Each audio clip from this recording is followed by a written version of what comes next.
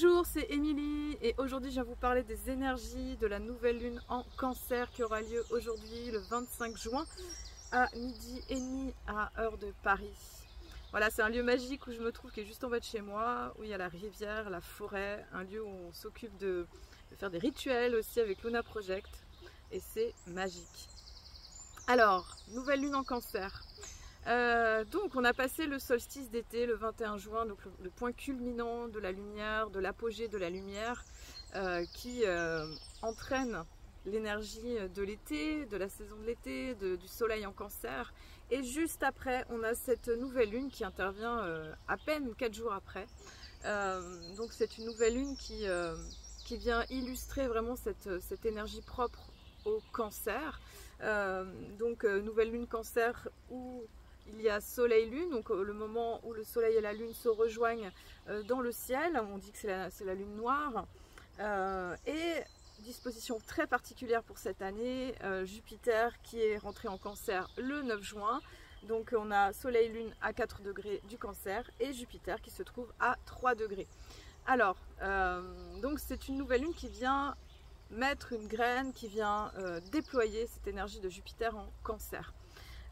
Jupiter en Cancer, il faut savoir qu'elle est exaltée dans le signe du Cancer, donc elle est vraiment bien, mieux que dans les Gémeaux. Et la proposition d'énergie est très différente depuis qu'elle est rentrée déjà dans le Cancer. Je ne sais pas si vous sentez. Il y a un appel à nourrir la vie intérieure, de savoir se recentrer, être vraiment dans les énergies féminines, profondes. C'est pour ça que je suis venue dans la forêt. Parce qu'il y avait vraiment quelque chose qui est en résonance avec cette énergie du Cancer, c'est-à-dire une énergie féminine, douce, en lien avec l'eau. Alors le Cancer c'est plus l'eau matricielle, l'eau de la mère et du bébé. Mais là il y a vraiment cette énergie de douceur quand il y a des chaleurs qui sont fortes, hein, ce qui est le cas actuellement en France en tout cas. Il fait très très chaud. Et là il y a cette énergie de douceur dans la forêt, dans ce cocon un petit peu coupé du monde, intérieur. Et souvent la forêt amène cette énergie, je dirais, d'intériorité, de plonger au cœur de soi. Et Jupiter en Cancer, elle invite à ça. Elle invite vraiment à plonger au-dedans pour se nourrir profondément. Et alors ça peut se décliner sous plein d'aspects, hein, cette disposition Jupiter Cancer et cette nouvelle lune Cancer, hein, donc qui vient vraiment déployer cette énergie du Cancer. Alors le Cancer c'est cette énergie, je vous disais, en lien aussi avec la famille. C'est vraiment ce lieu où on va nourrir les liens familiaux, que ce soit les liens avec les parents ou les enfants. Ça va être vraiment comment on a les liens familiaux qui sont mis à l'honneur dans cette période. Alors c'est une période un petit peu spéciale. Pour ceux qui ont des enfants, c'est les fêtes de fin d'année scolaire, ça peut être la période des examens où c'est assez prenant, hein. Voilà, moi j'ai 2 enfants par exemple qui passent le bac, donc c'est quand même assez prenant de les suivre aussi. Voilà. Pour ceux qui n'ont pas d'enfants, ça peut être un moment aussi qui invite profondément à aller à l'intérieur de soi aussi, de se donner de la douceur, hein, parce que c'est vrai qu'on a dans cette course frénétique finalement du solstice d'été, il y a beaucoup de choses, il y a beaucoup d'actions, hein, dans ces fins d'année. Et voilà, il y a toutes les fêtes de fin d'année, si vous faites différentes choses, différentes associations, différents groupes. Voilà, il y a beaucoup c'est assez foisonnant. Et ça demande, je trouve, cette période de savoir revenir au calme. Et c'est ce que va faire cette lunaison en fait, propre à ce soleil-lune Cancer.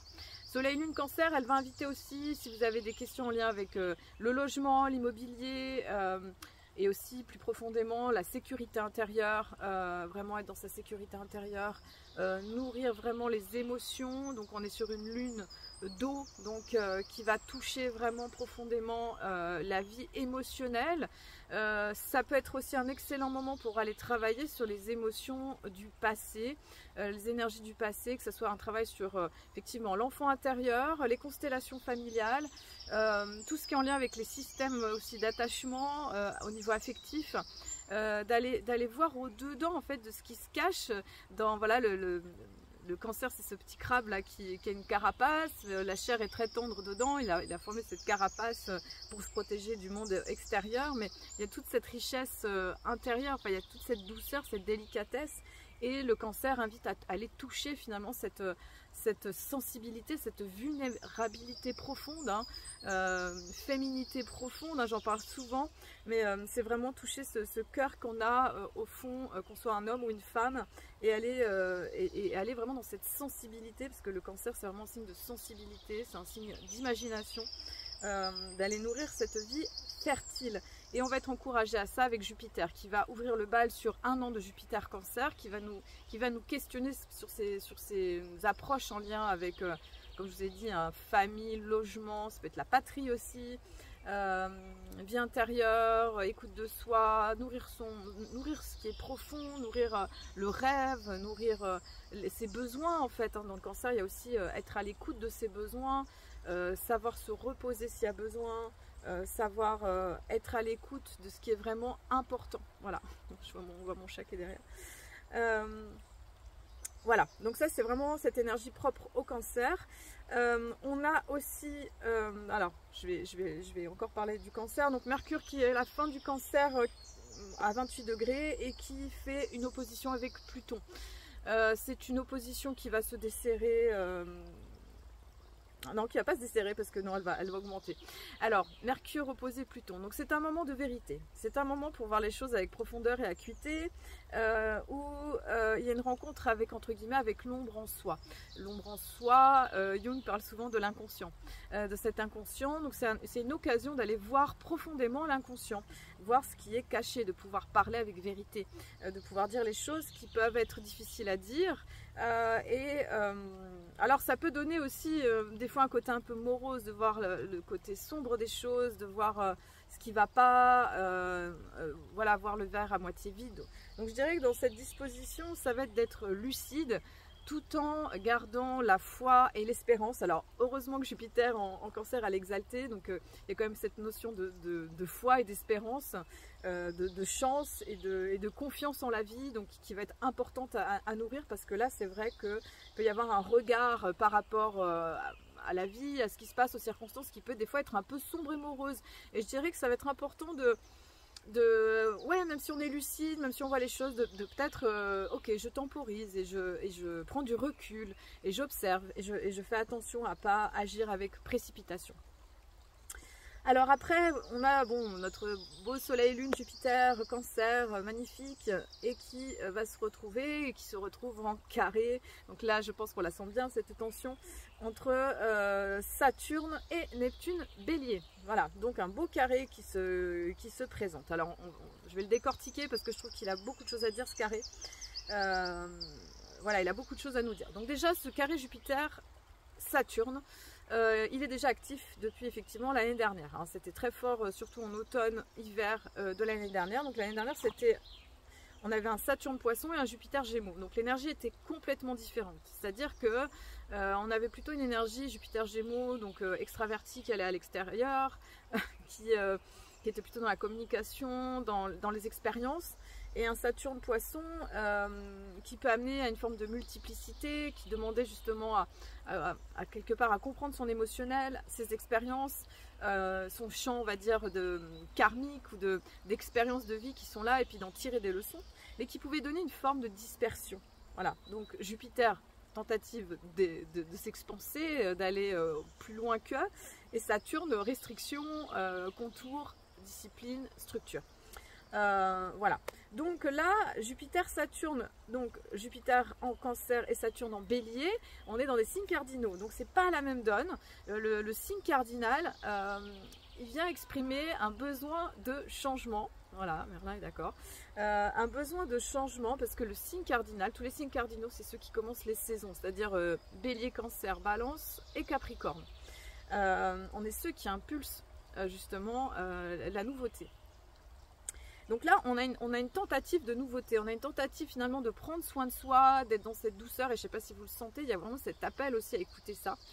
Et en même temps, on a ce Saturne en bélier qui pousse à l'action, qui demande de s'engager, hein, de s'engager dans le positionnement intérieur.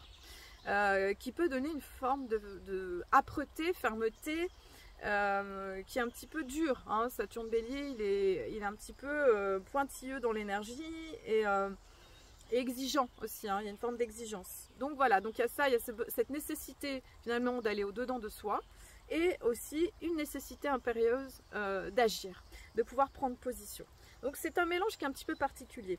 Et si on double avec Neptune Bélier qui est là depuis le 30 mars, Neptune Bélier conjointe à Saturne, donc dissolution d'anciennes structures, d'anciens fonctionnements, d'anciens paradigmes, d'anciennes manières d'être, hein, parce qu'on est passé du poisson au bélier, hein, de l'ancien au nouveau. Saturne-Neptune, c'est une disposition particulière. Il y en a un qui contracte, l'autre qui dilate. Et c'est particulier justement dans le champ d'action. Neptune, Saturne en bélier, il y a une nécessité de se positionner différemment.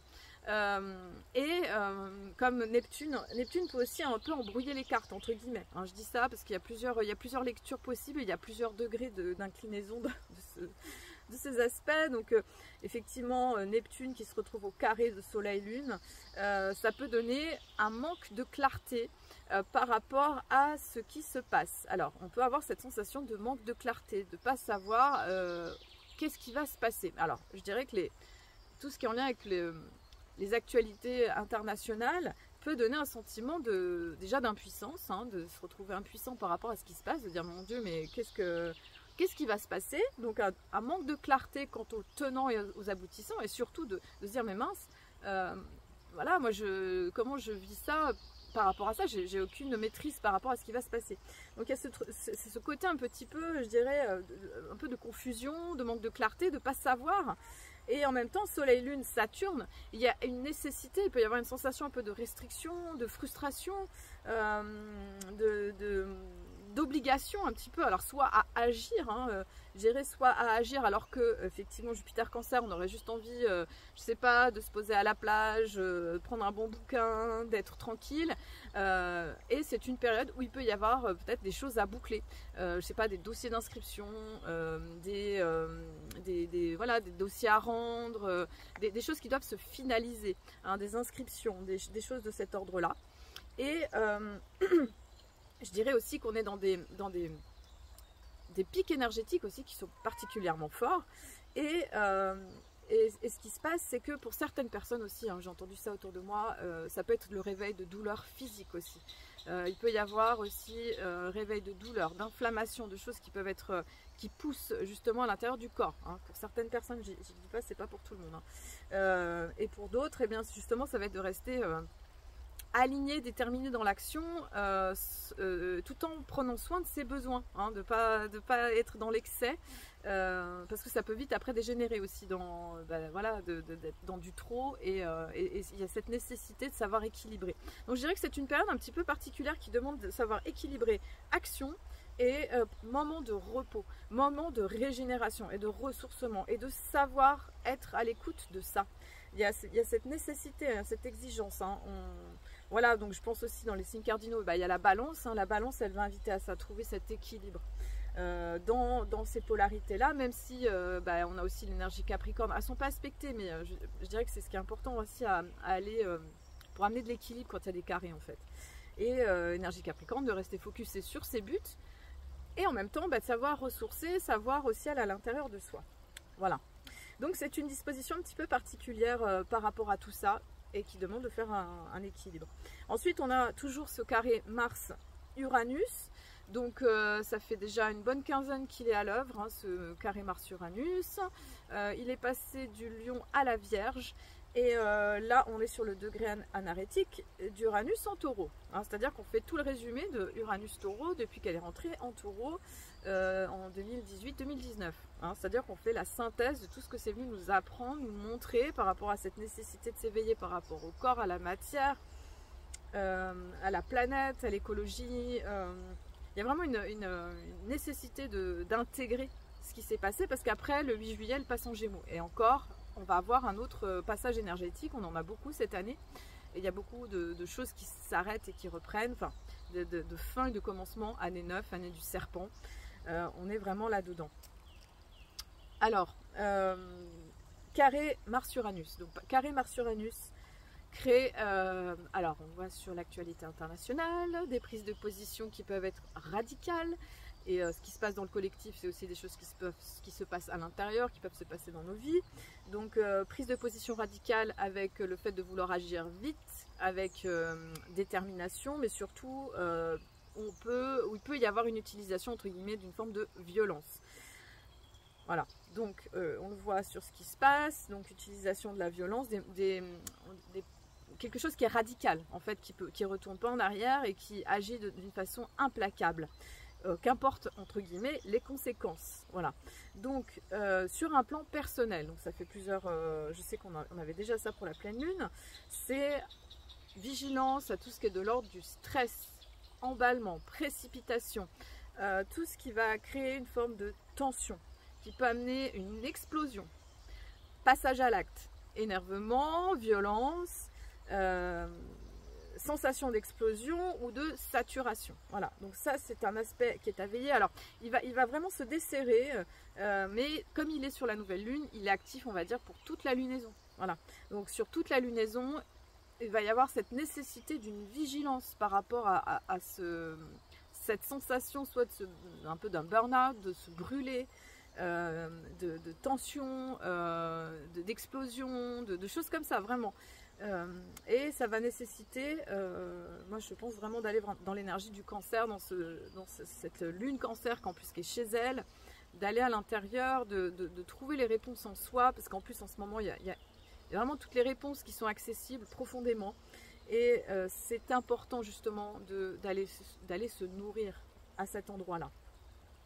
Voilà, pour désamorcer, c'est important de désamorcer.